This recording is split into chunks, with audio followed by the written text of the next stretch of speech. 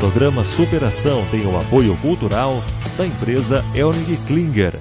Mobilidade com responsabilidade. O programa Superação tem o apoio cultural da Honda Aversa.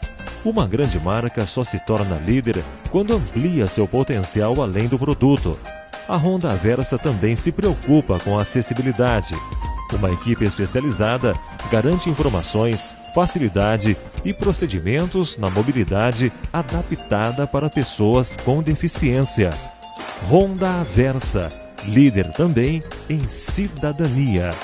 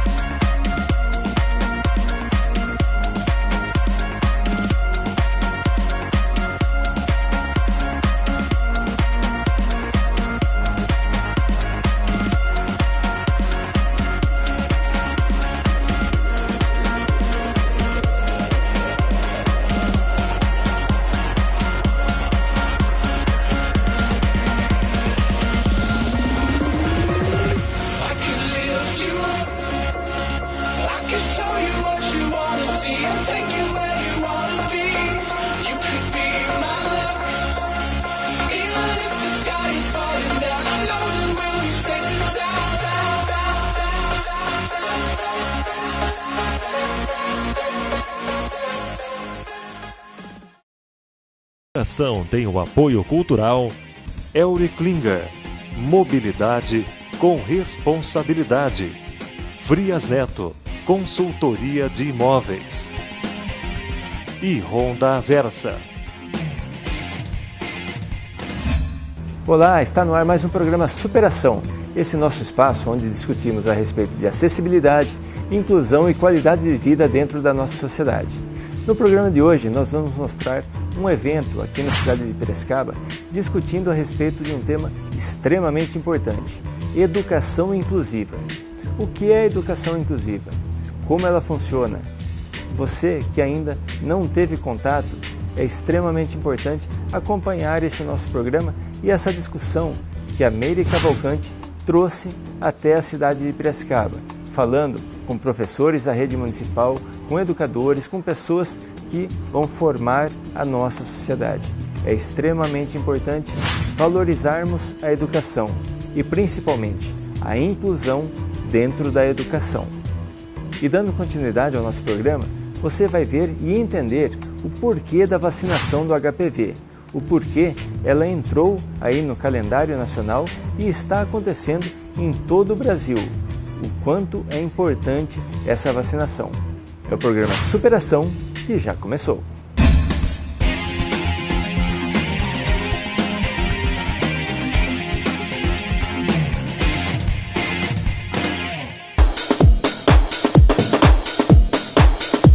A vacina, ela tem essa proteção contra o HPV, né?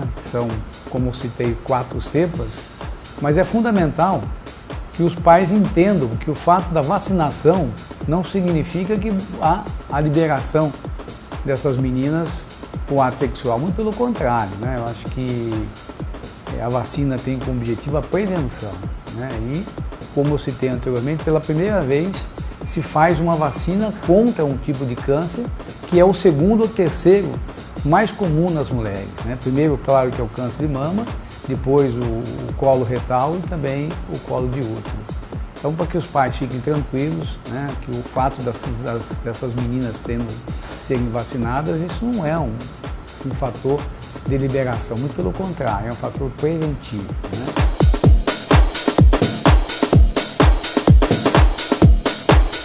É uma primeira fase que as meninas estão na faixa de 11 a 13 anos, estão vindo aqui ao posto, tanto no período da manhã quanto no período da tarde. Essa é uma vacina que está sendo feita uma campanha agora entre o mês de março e o mês de abril, priorizando essa faixa etária. As meninas, quando vêm aqui, elas tomam uma primeira dose, ela é dividida em 3 fases, e aí já deixa marcado dentro de 6 meses o retorno para tomar a segunda dose. Importante é lembrar que essa campanha está sendo feita, começou agora no dia 1º, no dia 10, né, de março, e vai até o dia 10 de abril. Nós temos aí mais ou menos de 7 a 8 mil meninas nessa faixa etária. Será feita não só nas escolas públicas, também nas escolas privadas e nos postos de saúde. E nós estamos com a expectativa, com uma meta de pelo menos imunizar 80% dessas meninas. Principalmente porque algumas delas já têm essa imunidade feita anteriormente nas redes privadas.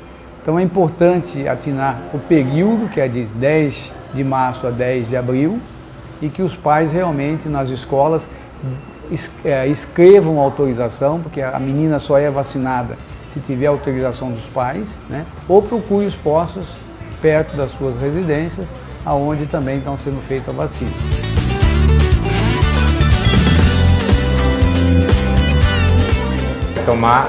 Vai iniciar o esquema da HPV, tá? Essa vacina ela é dividida em 3 doses, tá? Hoje você vai estar tomando a primeira, já vai ficar marcado na sua carteira o retorno a lápis, tá? Que é daqui a 6 meses. E aí quando você vier daqui a 6 meses tomar a segunda, vai ficar marcada a data da terceira dose, que é 5 anos depois, tá? O local de aplicação em qualquer lado do braço, no deltoide, tá? Deixa bem relaxado. Com relação a algum tipo de reação, assim, não dá nenhuma reação grave, pode ser só que fique uma leve dor no local, tá? Um pouco vermelho. Caso fique, faz compressa fria no local, tá? Pode dar um remédio para a dor que ela tem costume de tomar, tá ok? E após tomar essa vacina é recomendado aguardar mais 15 minutinhos sentadas, tá? Passado esse tempo, estão liberadas, tá ok?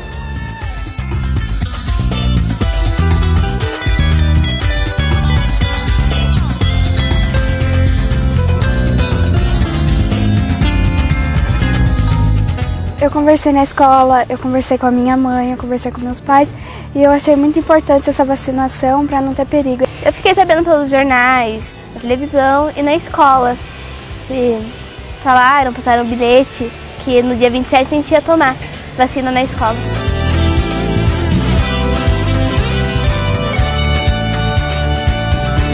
Na realidade, essa é uma reivindicação antiga da população, né? Porque a vacina contra o HPV é uma vacina que já vinha sendo fornecida na rede privada e não na rede pública. E pela primeira vez constatou-se que uma vacina contra um vírus e um vírus causador do câncer na mulher. É uma vacina de alto custo, a faixa de R$800 a R$1.800, que são 3 doses. Isso realmente fazia com que a população socialmente mais vulnerável não tivesse acesso a essa vacina. Se ficar pensando agora, chora mais tarde, porque daí vem a que tem a doença e depois não deu, daí se arrepende, né? Eu fiquei sabendo através da propaganda que passou na televisão, orientando as mães a estarem levando suas filhas de 12 a 13 anos para fazer a vacinação. Que hoje em dia a gente vem sabendo de alguns casos de câncer de colo de útero acontecidos aqui no Brasil, em todo o mundo. E essa campanha ajuda a gente não só a prevenir, como a poder orientar de forma melhor as pessoas de como combater esse câncer. Eu acho que todas as mães deveriam trazer suas filhas para fazer a vacinação. Deu só uma picadinha, mas vale a pena, né? Porque se previne do câncer. Vem vacinar.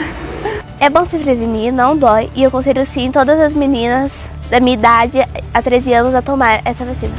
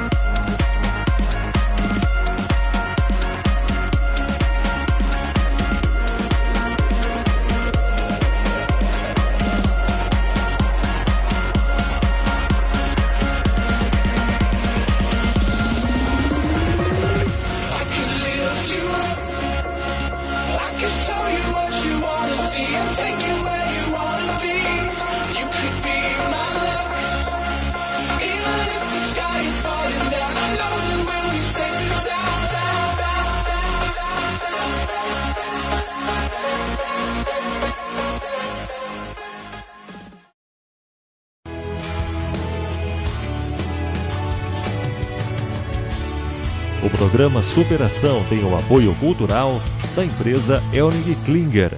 Mobilidade com responsabilidade. O programa Superação tem o apoio cultural da Honda Aversa. Uma grande marca só se torna líder quando amplia seu potencial além do produto. A Honda Aversa também se preocupa com a acessibilidade. Uma equipe especializada garante informações, facilidade e procedimentos na mobilidade adaptada para pessoas com deficiência. Honda Aversa, líder também em cidadania.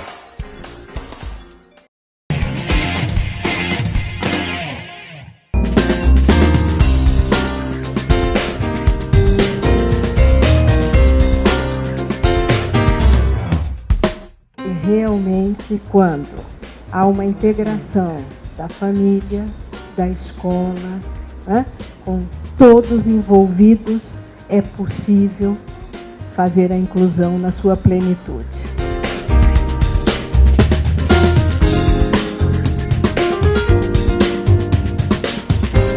Pessoal, se formos pensar aqui, quem de nós aqui não tem uma limitação? Não é só uma cadeira de rodas não que limita a pessoa. Não é só uma síndrome que limita uma pessoa. Tem muitas outras coisas e que às vezes são muito piores do que uma deficiência e que limitam a nossa sociedade. E vocês aqui são talvez os agentes mais importantes que nós temos na nossa sociedade para a gente poder proporcionar a inclusão e acessibilidade de todas as pessoas no nosso dia a dia.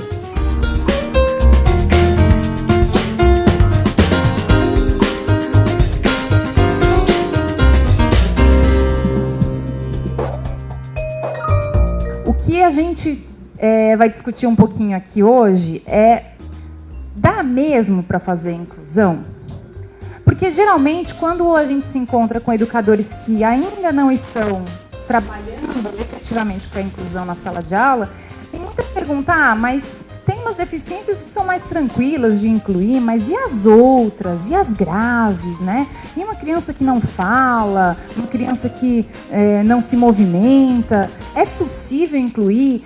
E o autismo não tem a história de ser grave, severo, né? Então a gente vai discutir um pouquinho sobre isso, porque chega a hora de a educação dar uma guinada. Da gente tirar o foco no que o aluno não consegue, não sabe fazer de acordo com as nossas expectativas e a gente parar e pensar um pouco que escola que a gente produz.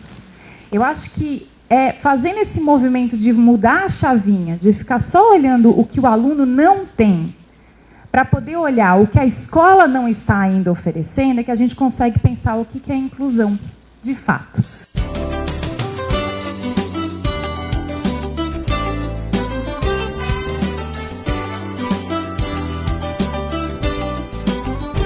Porque é claro que vocês não vão sair daqui hoje super seguros, dá para fazer, vou fazer amanhã, tá? Mas eu vou contar algumas histórias exitosas. Então talvez a gente não saia com toda a certeza do mundo de que dá para fazer lá, já imediatamente na minha sala, mas eu sei que é possível.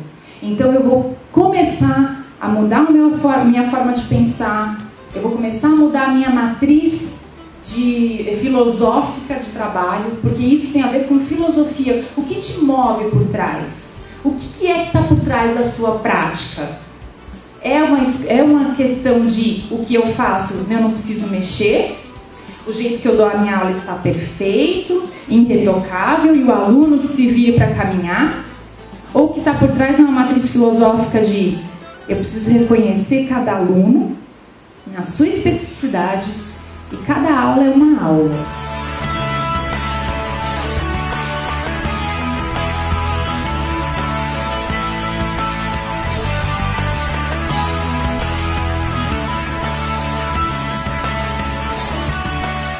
A gente acha que tudo bem deixar as pessoas com deficiência fora do contexto escolar comum.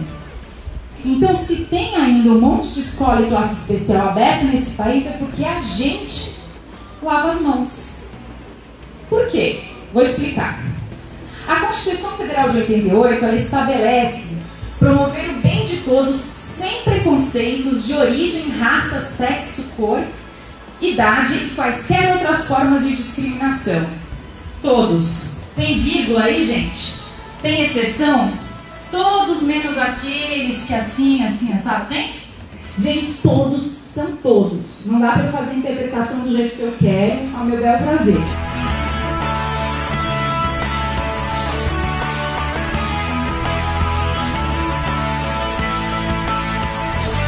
Recentemente, uma criança nossa de 2 anos foi diagnosticada com síndrome de Rett. Pesquisando sobre o assunto, aparentemente é meio assustador, porque pelo menos lá diz que dos 2 anos até os 4 anos ela começa numa fase de regressão. Então, observando ela, todas as características, do ano passado ela foi minha aluna, a gente percebe que isso está acontecendo. E você falou que a gente deve focar o que ela sabe. E ali fala que ela começa a perder muito do que ela sabe, do que ela aprendeu. Então, como trabalhar com essa criança? A síndrome de Rett é uma síndrome degenerativa, atinge meninas, né? Pessoas do sexo feminino. E realmente existem quadros, né, que vão avançando, né? Mas não significa dizer que essa pessoa, essa criança, ela vai desaprender em absoluto tudo que ela sabe, tá? Então, assim, a gente tem que tomar muito cuidado, gente, com o determinismo que muitas vezes vem, e muitas vezes vem da área médica, tá? Então, assim, por que eu falo isso? Porque a pedagogia, ela está há muito pouco tempo envolvida nas questões da deficiência. Ela está há muito pouco tempo envolvida nas questões da deficiência. Então, os pedagogos tiveram aí muito pouco tempo lidando com pessoas com deficiência para dizer o que sabem da deficiência, gente. A gente não pode se esquecer disso. Então, muitos dos estudos da área médica, eles são produzidos na observação de pessoas que estão restringidas do direito à educação, tá? Então, o que acontece? Muitas pessoas que são observadas lá, então a síndrome de Rett acontece isso, isso e isso, de pessoas que não vão para a escola, que não estão tendo estímulo, contato social, e é claro que o resultado dessas amostras é o pior possível em termos de aprendizagem. Então, a gente tem que pesquisar sobre as deficiências, quando a gente encontra um sujeito na sala de aula com aquela deficiência. É lógico que tem.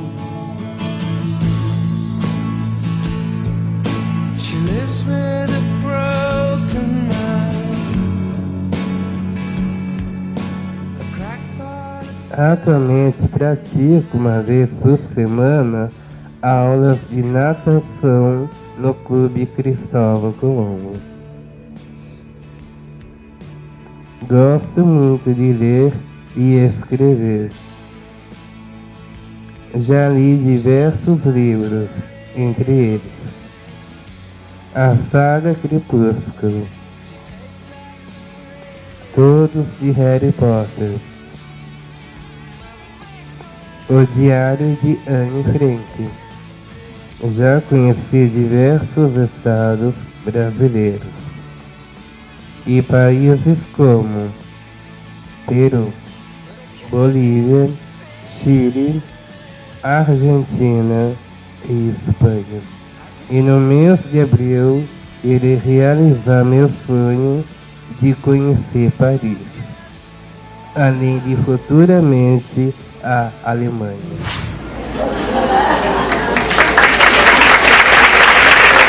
Eu quis participar para vocês também. Quando eu fazer o curso de cabeleireiro, e vou fazer curso de cabeleireiro, minha mãe vai colocar para mim. Vou fazer curso lá pela Resende. Quando acabar o curso, vou trabalhar, ganhar dinheiro, comprar casa. Eu tenho filho para cuidar e com a minha mulher também.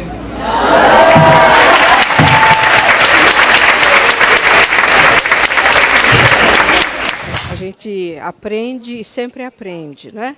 E principalmente a gente aprende que se a gente acredita é possível e a inclusão é possível. Nós tivemos aqui testemunhos claros, né, de que a inclusão existe e pode ser feita, e com os nossos recursos, com a nossa vontade. A palestra dessa noite não deixa de ser um momento de formação muito importante, porque ela traz a mensagem e ela traz exemplos práticos de como é possível fazer essa inclusão. E agora, finalizando, a gente vai conversar um pouco com a palestrante, a Meire, que tivemos o privilégio dela se deslocar até aqui em Piracicaba, conversando na noite de hoje com professores da rede municipal aqui de Piracicaba a respeito de um tema tão importante, educação, e principalmente educação inclusiva. Meire, primeiramente, parabéns pela tua palestra, obrigado por estar aqui em Piracicaba, e fala para a gente, para todo o pessoal que acompanha o Superação, o teu trabalho a respeito da educação inclusiva. Qual a importância desse tema num momento como o que a gente vive hoje? Eu acho que a primeira coisa que a gente tem que pensar quando fala de educação inclusiva é que sociedade que a gente quer construir, né? Todo mundo fala que as pessoas com deficiência têm que ter direito ao trabalho, à moradia, à dignidade, né? Mas ainda se acha natural que a escolarização das pessoas com deficiência não seja na escola comum. Então, quando a gente fala de inclusão, a gente está falando do embrião da inclusão social, né? Ela começa na escola, né? Então, a primeira incursão de uma pessoa na vida social é na escola. Então, é impossível e até conflitante a gente pensar em incluir uma pessoa já adulta ou jovem no mercado de trabalho, na sociedade, se a gente impediu essa pessoa de estar na escola com todo mundo desde criança, desde a educação infantil, né? Então, eu acho que a importância que a gente traz com relação à educação inclusiva é justamente essa. A gente está construindo uma sociedade com um novo paradigma, né? O paradigma de que todo mundo tem o direito de estar em todos os espaços públicos, incluindo a escola, né? Eu sempre falo que uma criança que cresce com um colega que anda de cadeira de rodas, né? Se algum dia ele se tornar um engenheiro, um arquiteto, ele jamais vai pensar em construir um prédio novo em que o amigo não entre, né? Agora, se ele não conviveu com uma pessoa com deficiência desde muito cedo, e isso não faz parte da realidade dele, ele vai ser um engenheiro que talvez não preste muita atenção nisso, e mesmo tendo uma legislação bem ampla a respeito de acessibilidade. Então, a gente tem que, com a educação inclusiva, mudar o jeito como as pessoas encaram a presença da pessoa com deficiência na sociedade. E como a gente procura trabalhar muito no Superação, e ainda muita gente na nossa sociedade não tem consciência disso, a acessibilidade é para todo mundo. Não é só para o cadeirante, não é só para o surdo, não é só para o cego, não é só... Enfim, acessibilidade engloba tudo. E quando a gente fala em acessibilidade, a educação, a respeito da educação inclusiva, é um fator preponderante e fundamental para a gente saber que é só com isso que a gente vai conseguir construir uma sociedade melhor, um Brasil melhor. Como a gente teve hoje aqui, muitos professores, praticamente todos, todo o salão aqui hoje estava repleto de professoras. Todos que estão acompanhando o Superação, queria que você deixasse uma mensagem para eles a respeito da importância da educação e de como trabalhar isso no dia a dia.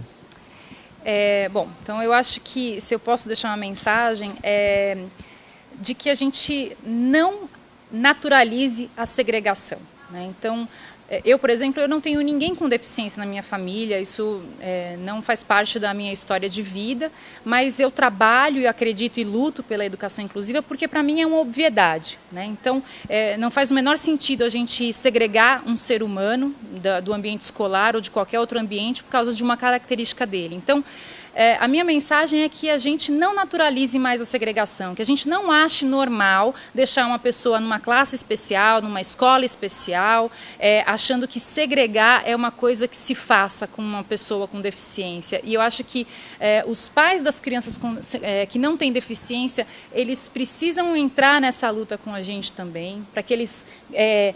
admirem, respeitem e deem apoio para a escola do filho quando essa escola é inclusiva, né? Que as famílias das crianças que têm deficiência não desistam de lutar pela vaga e pela qualidade do ensino da escola, e que não ache que uma saída fácil seja a segregação. Eu acho que a gente, como sociedade, tem que parar de naturalizar o que a gente quer acabar, que é a segregação da pessoa com deficiência na escola comum.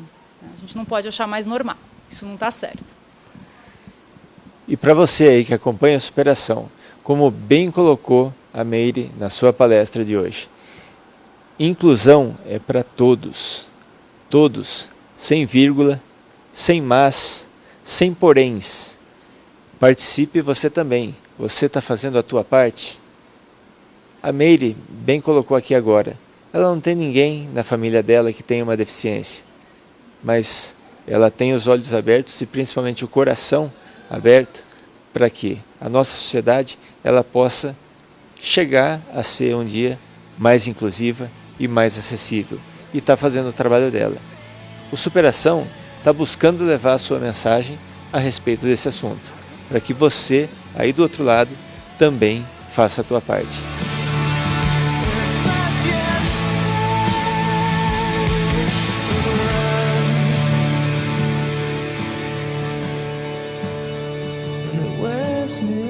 Meu presente é você, Jesus aqui na terra. Aleluia, irmãos.